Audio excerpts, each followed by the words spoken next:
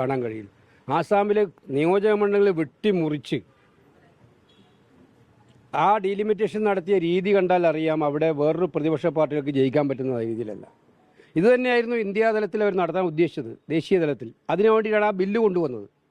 അതുകൊണ്ടാണ് ഞങ്ങളെല്ലാവരും ഒറ്റക്കെട്ടായി എതിർത്തത്. ഇത് എല്ലാ കാലത്തും ജയിക്കാൻ പോകുന്ന കാര്യമല്ല. ശക്തമായിട്ടും ഇന്ത്യ മുന്നണി സഖ്യം ശക്തമായിട്ട് മുന്നോട്ട് പോകും. തമിഴ്നാട്ടിൽ ഒരു പ്രധാനപ്പെട്ട ഒരു കക്ഷി പെട്ടെന്ന് ഇങ്ങനെ വരിക, ഒരു നാടനെതിരെ വരിക, അത് ഒരു ജനാധിപത്യത്തിന് യോജിക്കുന്ന ഒരു സാധനമാണോ? അല്ലല്ല, തമിഴ്നാട്ടിൽ ഇതിങ്ങനെയല്ലേ മുമ്പും വന്നിട്ടുണ്ടല്ലോ. തമിഴ്നാട്ടിൽ മുൻപും ഇങ്ങനെയൊക്കെ തന്നെ വന്നിട്ടുണ്ട്. ഇത്തരം പ്രതിഭാസങ്ങൾ ഉണ്ടായിട്ടുണ്ട്. എന്തായാലും ജനവിധിയെ നമ്മൾ മാനിക്കണം എങ്ങനെ വന്നാലും.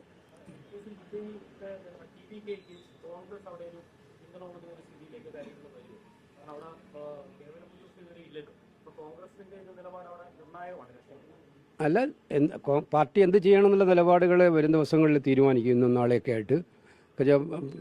പാർട്ടിയുടെ മുന്നിൽ എന്താണ് വഴി എന്നുള്ള കാര്യം തീരുമാനിക്കും. ഞങ്ങൾക്കൊരു മുന്നണിയിലാണ് മത്സരിച്ചത്.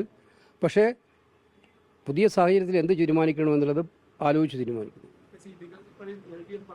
വികസന കാര്യത്തിലൊന്നും കുറ്റം പറയാനില്ലായിരുന്നു.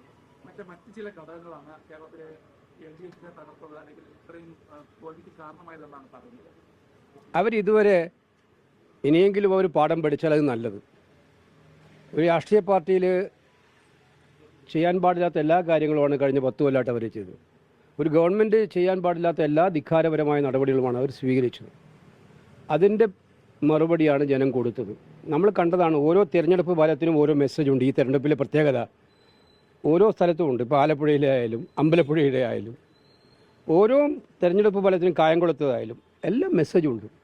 അതുകൊണ്ട് ഞാൻ പറയാൻ ആഗ്രഹിക്കുന്നത്, മാർക്സിസ്റ്റ് പാർട്ടി അവരുടെ പോക്ക് തെറ്റായിരുന്നു എന്ന് മനസ്സിലാക്കി ആ പോക്ക് തിരുത്താനുള്ള തയ്യാറെടുപ്പാണ് നടത്തേണ്ടത്. അത് എല്ലാ കാലത്തും അങ്ങനെ തന്നെയല്ലേ. അത് ഞാൻ മത്സരിക്കുമ്പോഴും അങ്ങനെയായിരുന്നു. ഇത് ഞാൻ ഒരു കാര്യം തുറന്നു പറയാം. ഈ തെരഞ്ഞെടുപ്പിൽ ഏറ്റവും വലിയ മെസ്സേജിങ് എന്താണ്? വർഗീയത ഇളക്കി വിടാൻ ശ്രമിച്ച ശക്തികൾക്ക് കനത്ത തിരിച്ചടി നൽകിയിട്ടുള്ള ഒരു തിരഞ്ഞെടുപ്പാണ് ഈ തെരഞ്ഞെടുപ്പ്.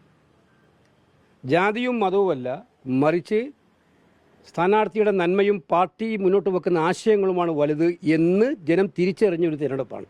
ഞാൻ ഇന്നലെ അത് പറഞ്ഞതാണ്. അതൊന്നും ഹൈലൈറ്റ് ചെയ്ത് വന്ന് കണ്ടില്ല.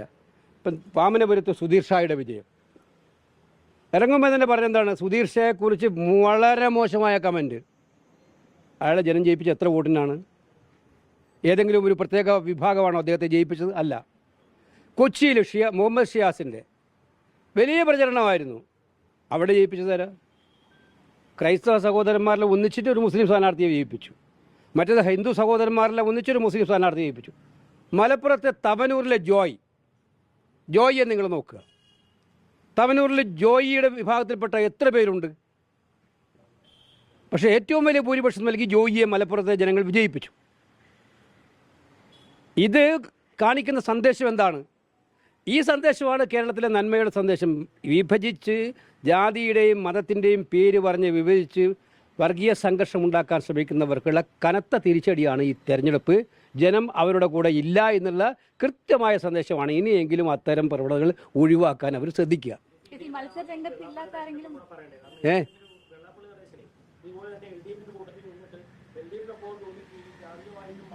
അല്ല, അത് തന്നെയാണല്ലോ അദ്ദേഹം ഇപ്പോഴും LDF വേണ്ടിയിട്ടാണ് പറഞ്ഞത്. LDF ജയിക്കുമെന്നാണ് അദ്ദേഹം പറഞ്ഞത്, അല്ലേ? ഇന്നലെ വരെ അതാ ഞാൻ കണ്ടത്, മിനിഞ്ഞാന്ന് വരെ. അപ്പോൾ LDF ഭാഷ്യമാണിത്. വർഗീയത ഉണ്ടാക്കുക, എന്നിട്ടെങ്ങനെയും ജയിപ്പിക്കാൻ പറ്റുമോ? അതേ ഭാഷ്യം തന്നെയാണ് പറയുന്നത്. ആ ഭാഷ്യത്തെ ജനം തള്ളിക്കളഞ്ഞിരിക്കുന്നു എന്നുള്ളതാണ്. നേരത്തെ നമുക്കറിയാം, എല്ലാം എക്സ്പീരിയൻസ് ചെയ്ത ആളുകളാണ് ജനങ്ങൾ ഇതിനൊന്നും പിന്നാലെ പോവില്ല. ഏതെങ്കിലും സമയത്ത് ആരുടെയെങ്കിലും വർഗീയ ശ്രമത്തിന് പിന്നാലെ പോകുന്നവരല്ല കേരളത്തിലെ ജനങ്ങൾ. അവർക്ക് നന്നായിട്ട് സ്ഥാനാർത്ഥികളെയും മുന്നണികളെയൊക്കെ തിരിച്ചറിയാനുള്ള ശേഷിയുണ്ട്. ഇതാണ് കാര്യം. അല്ല, അത് ഞാൻ പറഞ്ഞല്ലോ, ഇന്നലെ ഫലം വന്നതല്ലേ ഉള്ളൂ. അപ്പോൾ പാർട്ടി നേതൃത്വം കൂടിയാലോചന നടത്തി, ഹൈക്കമാൻഡ് കൂടിയാലോചന നടത്തി മറ്റു അനന്തര നടപടിയിലേക്ക് കടക്കും. അധികം വൈകാതെ തന്നെ കടക്കും. അത്തരം കാര്യങ്ങളിൽ ഒരു പ്രശ്നം അല്ല. എനിക്ക് വേണ്ടി ഒന്നും വരാൻ ഞാൻ ആരോടും പറഞ്ഞിട്ടില്ല. അല്ല, ഒരു കാര്യം ഞാൻ പറഞ്ഞുതരാം. ഇതിനകത്ത് വ്യവസ്ഥാപിതമായ മാർഗ്ഗങ്ങളുണ്ട് പിന്നെ മുഖ്യമന്ത്രിയെ തീരുമാനിക്കാൻ. അല്ലാതെ മറ്റേതെങ്കിലും പ്രചരണത്തിൻ്റെ രീതിയിൽ ബോർഡ് വെക്കുന്നുണ്ടോ, ബാനർ വെക്കുന്നുണ്ടോ, അത് എൻ്റെ ആയാലും ആരുടെ ആയാലും വെക്കുന്നുണ്ടോ, മുഖ്യമന്ത്രി തീരുമാനത്തിൽ അതൊരു ഘടകമേ അല്ല. അതെല്ലാം അത്തരം ആ പ്രൊസീജിയേഴ്സിനെ പിന്നെ ഡിസ്റ്റർബ് ചെയ്യാനുള്ള പരിശ്രമമായിട്ടേ കാണാൻ പറ്റും. എന്തായിരിക്കും അതിനുള്ള മാർഗ്ഗങ്ങൾ എന്തായിരിക്കും? MLA-മാരുടെ എണ്ണം ആയിരിക്കുമോ? അതൊക്കെ എല്ലാ കാര്യങ്ങളും നിങ്ങളുടെ കോൺഗ്രസിന് വ്യവസ്ഥാപിതമായ മാർഗ്ഗങ്ങളുണ്ടല്ലോ. ഇതാദ്യമായിട്ടാണ് ഒരു മുഖ്യമന്ത്രിയെ പാർട്ടി തിരഞ്ഞെടുക്കുന്നത്. കോൺഗ്രസിനെ പോലൊരു പാർട്ടി, പുരാതന പാർട്ടി, എത്രയോ മുഖ്യമന്ത്രിമാരെ തീരുമാനിച്ച പാർട്ടി, അതിന് വ്യവസ്ഥാപിതമായ മാർഗ്ഗങ്ങളുണ്ടല്ലോ. ആ രീതിയിൽ മുന്നോട്ട് പോകും. ശരി,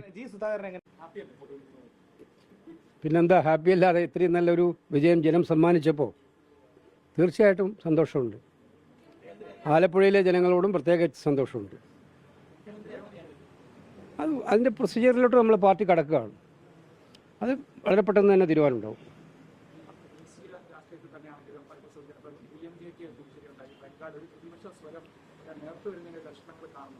ഒരിക്കലുമില്ല. അല്ല, ബംഗാളിലെയും ആസാമിലെയും വിജയം എന്ന് പറയുന്നത് നിങ്ങൾ യഥാർത്ഥമായിട്ടുള്ള തെരഞ്ഞെടുപ്പ് വിജയമായിട്ട് കാണാൻ കഴിയില്ല. ആസാമിലെ നിയോജക മണ്ഡലങ്ങൾ വെട്ടിമുറിച്ച് ആ ഡീലിമിറ്റേഷൻ നടത്തിയ രീതി കണ്ടാൽ അറിയാം അവിടെ വേറൊരു പ്രതിപക്ഷ പാർട്ടികൾക്ക് ജയിക്കാൻ പറ്റുന്ന രീതിയിലല്ല. ഇത് തന്നെയായിരുന്നു ഇന്ത്യാ തലത്തിൽ അവർ നടത്താൻ ഉദ്ദേശിച്ചത്, ദേശീയ തലത്തിൽ. അതിനു വേണ്ടിയിട്ടാണ് ആ ബില്ല് കൊണ്ടുവന്നത്. അതുകൊണ്ടാണ് ഞങ്ങളെല്ലാവരും ഒറ്റക്കെട്ടായി എതിർത്തത്. ഇത് എല്ലാ കാലത്തും ജയിക്കാൻ പോകുന്ന കാര്യമല്ല. ശക്തമായിട്ടും ഇന്ത്യ മുന്നണി സഖ്യം ശക്തമായിട്ട് മുന്നോട്ട് പോകും. തമിഴ്നാട്ടിലെ ഒരു പ്രധാനപ്പെട്ട ഒരു കക്ഷി പെട്ടെന്ന് ഇങ്ങനെ വരിക, ഒരു നാടനെതിരെ വരിക, അത് ഒരു ജനാധിപത്യത്തിന് യോജിക്കുന്ന ഒരു സാധനമാണോ? അങ്ങനെയൊക്കെ അല്ലല്ല, തമിഴ്നാട്ടിൽ ഇതിങ്ങനെയല്ലേ മുമ്പും വന്നിട്ടുണ്ടല്ലോ. തമിഴ്നാട്ടിൽ മുൻപും ഇങ്ങനെയൊക്കെ തന്നെ വന്നിട്ടുണ്ട്. ഇത്തരം പ്രതിഭാസങ്ങൾ ഉണ്ടായിട്ടുണ്ട്. എന്തായാലും ജനവിധിയെ നമ്മൾ മാനിക്കണം എങ്ങനെ വന്നാലും.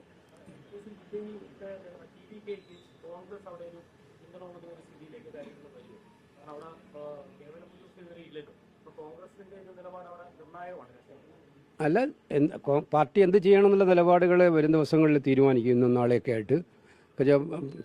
പാർട്ടിയുടെ മുന്നിൽ എന്താണ് വഴി എന്നുള്ള കാര്യം തീരുമാനിക്കും. ഞങ്ങൾക്കൊരു മുന്നണിയിലാണ് മത്സരിച്ചത്. പക്ഷേ പുതിയ സാഹചര്യത്തിൽ എന്ത് തീരുമാനിക്കണമെന്നുള്ളത് ആലോചിച്ച് തീരുമാനിക്കുന്നു. വികസന കാര്യത്തിലൊന്നും കുറ്റം പറയാനില്ലായിരുന്നു. മറ്റ് ചില ഘടകങ്ങളാണ് കേരളത്തിലെ LDF-നെ തകർത്തത്, അല്ലെങ്കിൽ ഇത്രയും തോൽവിക്ക് കാരണമായതെന്നാണ് പറയുന്നത്. അവരിതുവരെ ഇനിയെങ്കിലും അവർ പാഠം പഠിച്ചാൽ അത് നല്ലത്. ഒരു രാഷ്ട്രീയ പാർട്ടിയിൽ ചെയ്യാൻ പാടില്ലാത്ത എല്ലാ കാര്യങ്ങളുമാണ് കഴിഞ്ഞ 10 കൊല്ലമായിട്ട് അവർ ചെയ്തത്. ഒരു ഗവൺമെൻറ് ചെയ്യാൻ പാടില്ലാത്ത എല്ലാ ധിക്കാരപരമായ നടപടികളുമാണ് അവർ സ്വീകരിച്ചത്. അതിൻ്റെ മറുപടിയാണ് ജനം കൊടുത്തത്. നമ്മൾ കണ്ടതാണ്. ഓരോ തിരഞ്ഞെടുപ്പ് ഫലത്തിനും ഓരോ മെസ്സേജുണ്ട്. ഈ തിരഞ്ഞെടുപ്പിലെ പ്രത്യേകത ഓരോ സ്ഥലത്തും ഉണ്ട്. ഇപ്പോൾ ആലപ്പുഴയിലെ ആയാലും അമ്പലപ്പുഴയുടെ ആയാലും ഓരോ തിരഞ്ഞെടുപ്പ് ഫലത്തിനും കായംകുളത്തതായാലും എല്ലാം മെസ്സേജുണ്ട്. അതുകൊണ്ട് ഞാൻ പറയാൻ ആഗ്രഹിക്കുന്നത്, മാർക്സിസ്റ്റ് പാർട്ടി അവരുടെ പോക്ക് തെറ്റായിരുന്നു എന്ന് മനസ്സിലാക്കി ആ പോക്ക് തിരുത്താനുള്ള തയ്യാറെടുപ്പാണ് നടത്തേണ്ടത്. അത് എല്ലാ കാലത്തും അങ്ങനെ തന്നെയല്ലേ? അത് ഞാൻ മത്സരിക്കുമ്പോഴും അങ്ങനെയായിരുന്നു. ഇത് ഞാൻ ഒരു കാര്യം തുറന്നു പറയാം. ഈ തെരഞ്ഞെടുപ്പിൽ ഏറ്റവും വലിയ മെസ്സേജിങ് എന്താണ്? വർഗീയത ഇളക്കി വിടാൻ ശ്രമിച്ച ശക്തികൾക്ക് കനത്ത തിരിച്ചടി നൽകിയിട്ടുള്ള ഒരു തിരഞ്ഞെടുപ്പാണ് ഈ തെരഞ്ഞെടുപ്പ്. ജാതിയും മതവുമല്ല, മറിച്ച് സ്ഥാനാർത്ഥിയുടെ നന്മയും പാർട്ടി മുന്നോട്ട് വെക്കുന്ന ആശയങ്ങളുമാണ് വലുത് എന്ന് ജനം തിരിച്ചറിഞ്ഞൊരു തിരഞ്ഞെടുപ്പാണ്. ഞാൻ ഇന്നലെ അത് പറഞ്ഞതാണ്. അതൊന്നും ഹൈലൈറ്റ് ചെയ്ത് വന്ന് കണ്ടില്ല. ഇപ്പം വാമനപുരത്ത് സുധീർ ഷായുടെ വിജയം ഇറങ്ങുമ്പോൾ തന്നെ പറഞ്ഞെന്താണ്? സുധീർ ഷായെക്കുറിച്ച് വളരെ മോശമായ കമൻറ്റ്. അയാളെ ജനം ജയിപ്പിച്ച എത്ര വോട്ടിനാണ്? ഏതെങ്കിലും ഒരു പ്രത്യേക വിഭാഗമാണോ അദ്ദേഹത്തെ ജയിപ്പിച്ചത്? അല്ല. കൊച്ചിയിൽ മുഹമ്മദ് ഷിയാസിൻ്റെ വലിയ പ്രചരണമായിരുന്നു. അവിടെ ജയിപ്പിച്ചത് ആരാ?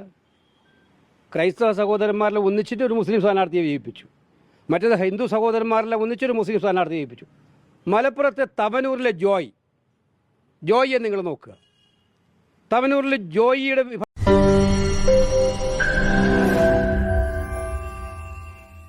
ലോകത്തെവിടെയായാലും ഏത് സമയത്തും 24 വാർത്തകളും ഓഗ്മെന്റഡ് റിയാലിറ്റി പാക്കേജുകളും എക്സ്പ്ലെയിനറുകളും വിശദമായി കാണാൻ ഞങ്ങളുടെ യൂട്യൂബ് ചാനൽ നിങ്ങൾക്ക് സബ്സ്ക്രൈബ് ചെയ്യാം.